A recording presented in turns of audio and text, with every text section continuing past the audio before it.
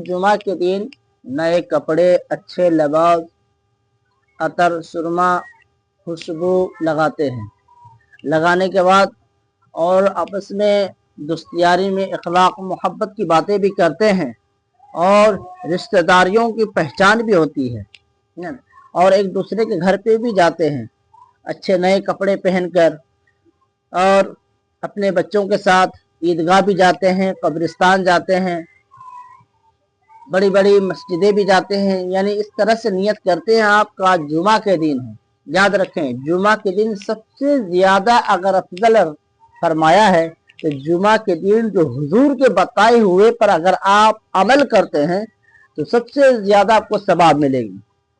नबी करीम सल्लल्लाहु अलैहि वसल्लम का फरमान है, अगर आप जुमा के दिन जो कुछ मैंने किया जुमा के दिन, हुजूर ने अपनी जिंदगी में जुमा के दिन बिलखुसूस खासकर नाखून काटे, जुमा के दिन मोछों को तरासे, जो होठ के पलकों के नीचे नहीं आना चाहिए, ये जो होठ का जो चमड़ी है इसके ऊपर नीचे नहीं आनी चाहिए बाल।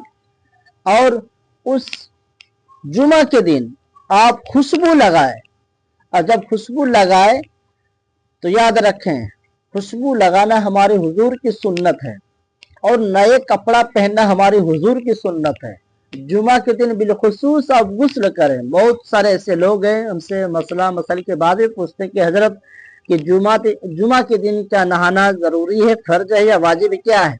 देखें, जुमा के दिन बिलखुसूस आज का जो दिन है जुमा के दिन बिलखुसूस आप गुस्ल करें, क्योंकि जुमा के दिन सबसे ज्यादा सफाई होने की जो वजह है इसमें सवाब दिया गया है, बहुत सवाब मिलेगी जुमा के दिन। अगर आप नहाते भी है तो उसमें भी सवाब है, और नए कपड़े पहनते हैं, हुजूर की अदायगी को पसंद करते हैं, उसमें भी सवाब है। सुरमा लगाते उसमें भी सवाब है, नाखून तराशते उसमें भी सवाब है, बरकत भी है। और पगड़ी बांधते हैं, अच्छे लिबास पहनते हैं, कपड़े पहनते हैं, उसमें भी सवाब है। क्यों? इसकी वजह यह है कि आज का दिन हजरत आदम अलैहिस्सलाम के पैदाइश के दिन है।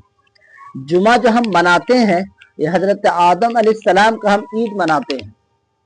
ईद मिलादुन नबी साल में एक बार आता है, मुहर्रम शरीफ साल में एक बार आता है, 11वीं शरीफ 12वीं शरीफ साल में एक एक मरतबा आता है। लेकिन हजरत आदम अलैहिस्सलाम जो लोग जुमा की नमाज पढ़ते हैं, याद रखें वो आदम अलैहिस्सलाम का हम लोग ईद मनाते हैं जुमा के दिन। जुमा के दिन इसलिए सबसे ज्यादा अफजल कहा गया है कि जब इमाम साहब खुतबा पढ़ते हैं जुमा के दिन, उसको भी सुनना सख्त जरूरी है, बहुत ज्यादा सबब।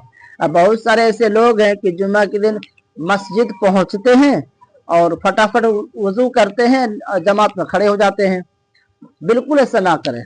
जुमा के दिन अल्लाह पाक फरमाता है कि या अय्युहल्लज़ीना आमनू इज़ा नूदिया लिस्सलाति मिन यौमिल जुमअति फसअू इला ज़िक्रिल्लाहि व ज़रुल बैअ ज़ालिकुम खैरुल लकुम इन कुंतुम तालमून। अगर आप जुमा के दिन कारोबार करते हैं, कोई बिजनेस करते हैं, फौरन जो अल्लाह पाक की आवाज आते हैं उसको फौरन कारोबार छोड़कर मस्जिद की तरफ चल पड़ो, ये अल्लाह पाक का हुक्म है। अगर उसके बाद भी अगर आप बैठ के कारोबार करते हैं, याद रखे वो हराम का हो गया। अल्लाह पाक का हुक्म सुनते ही आप मस्जिद की तरफ चल पड़े। मुअज्जिन 5 मरतबा अपने अल्लाह के बंदों को पुकारता है हय्या अलस सलाह नमाज की तरफ, और उसमें बंदा मुअज्जिन साहब जो होते हैं, जो अजान देने वाले, उसमें एक जुमला और पुकारते हैं, वो हय्या अलल फलाह, और कामयाबी की तरफ, कामयाबी की तरफ आओ मस्जिद में।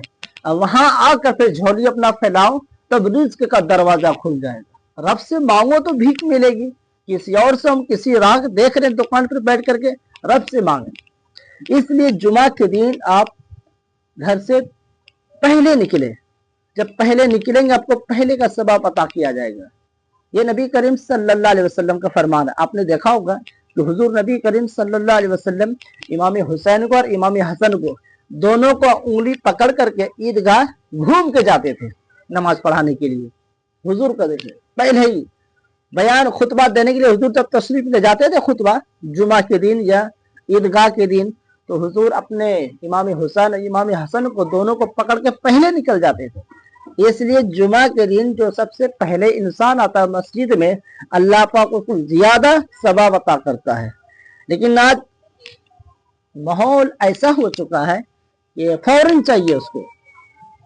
بیان مختصر ہونی چاہیے, خطبہ بھی مختصر ہونی چاہیے, تلاوت بھی مختصر ہونی چاہیے, ٹائم بھی مختصر ہونی چاہیے.